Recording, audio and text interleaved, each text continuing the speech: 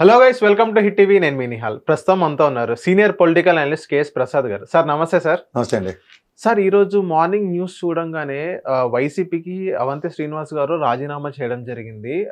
జగన్మోహన్ రెడ్డి గారికి లెటర్ రాయడం కూడా జరిగిందని చెప్పారు. సో శ్రీనివాస్ గారు ఏమని చెప్తున్నారంటే, గవర్నమెంట్ ఇప్పుడు ఫినాన్షియల్ ప్రాబ్లంలో ఉంది. ఫినాన్షియల్ ప్రాబ్లం ఉన్న గవర్నమెంట్కి ఎంతో కొంత మనం టైం ఇవ్వాలి.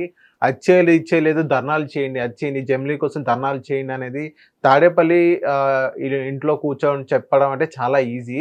కానీ రియాలిటీలో అయితే ఆయన చెప్పడం చెప్పేస్తారు, మేము చేయాలి కదా, ఫస్ట్ మేము కార్యకర్తలు బాగా నలిగిపోతున్నాం, మా లాంటి వాళ్ళు బాగా నలిగిపోతున్నాం. ఇదే మాట ఏదైతే మీరు సంక్షేమ పథకాల గురించి వైఎస్ఆర్ రాజశేఖర రెడ్డి గారిని అడిగితే, పబ్లిక్ ప్రజలు మాకు ఇచ్చింది 5 సంవత్సరాలు టైం ఇచ్చారు, 5 సంవత్సరాల్లో మనం చేయకపోతే అప్పుడు మీరు క్వశ్చన్ చేయాలి, ఇప్పుడిప్పుడే వచ్చి క్వశ్చన్ చేస్తే అలాగా మినిమం ఒక 5 to 1 year దాకా ఒక టైం ఇవ్వాలి. ఇవ్వకపోగా వీళ్ళందరూ వెళ్ళండి ధర్నాలు చేయాలంటే ఎలాగా అది కరెక్ట్ కాదు కదా జగన్మోహన్ రెడ్డి గారు చేసేది.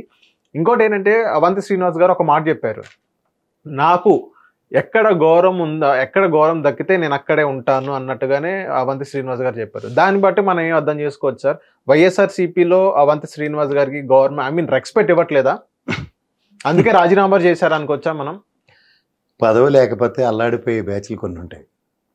అందులో అవంతి శ్రీనివాస్ గారు, గంటా శ్రీనివాస్ గారు ఇలాంటి వాళ్ళు అందరూ ఫ్రంట్ లైన్లో ఉంటారు. అంటే అవంతి శ్రీనివాస్ గారు 2019లోనే ఆయన టీడీపీ గవర్నమెంట్ ఉన్నప్పుడే, అక్కడ ఎంపీగా ఉన్నప్పుడే అప్పుడే మారిపోయి జగన్మోహన్ రెడ్డి గారితో చేరారు. అప్పుడు గవర్నమెంట్ టీడీపీ ఉంది కదా. అంచేత వీళ్ళ సంగతులు అక్కడ ఉన్న వాళ్ళు ఏంటంటే ఎలాంటి పరిరక్షణలు ఉంటాయి, ఎలాంటి ఉంటాయి, ఒక త్రయం అని ఉంటుంది ఎప్పుడైనా సరే. గతంలో బొత్స సత్యనారాయణ గారి ఆధ్వర్యంలో వీళ్ళిద్దరూ ఉండేవారు. ఇప్పుడు ఇండిపెండెంట్ ఎంటిటీస్ అయిపోయి, ఇప్పుడు first of all Ganta Srinivasarao గారు తెలుగుదేశంలోకి రాణిస్తారో లేదో చూడండి. ఎందుకంటే గతంలో ఈయన వైఎస్ఆర్సీపీకి వెళ్తానంటే ఎలా అడ్డుకున్నాడో అవంతి శ్రీనివాస్ ఇప్పుడు ఇలాగే ఉంటుంది.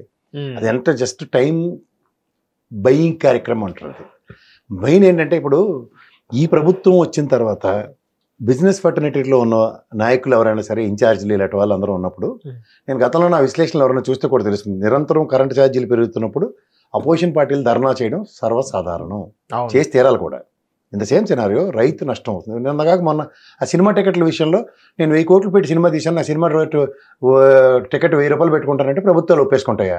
మరి ఇదే రైతు ఆడ ఇబ్బంది పడి నానా తెప్పలు పడి పండించిన పంటకి గిట్టుబాటు ధరకి ఇంకో 100 రూపాయలు 50 రూపాయలు పెంచమంటే కింద మీద ఎందుకు పడుతున్నారు ప్రభుత్వాలు? అవును, మీరు గమనించారు ఎప్పుడైనా సరే? సో అలాంటప్పుడు ఎవరో ఒకరు వాళ్ళ పక్షాన్ని నిలబడి పోరాడాలి కదా.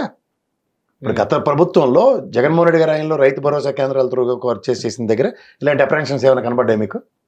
వ్యవసాయ ఉత్పత్తుల మీద ఎంత ఆదాయ వనరులు సమకూరాయో స్టాటిస్టికల్ ఫిగర్స్ ఉన్నాయి. నేను లక్షలు చెప్తూ ఉంటాను.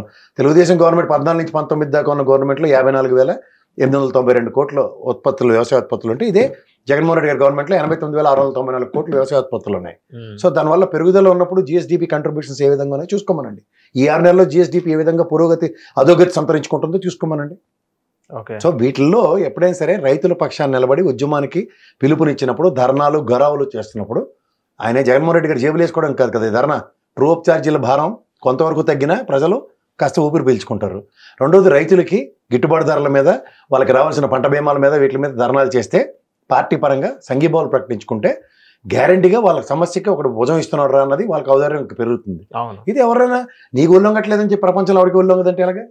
హిట్ టీవీ యాప్ ని డౌన్లోడ్ చేసుకోండి. ఇందులో short news, live news, entertainment movies అన్ని అవైలబుల్ గా ఉన్నాయి. Please download hit TV app. Hit TV app ని ఫ్రీగా డౌన్లోడ్ చేసుకోండి.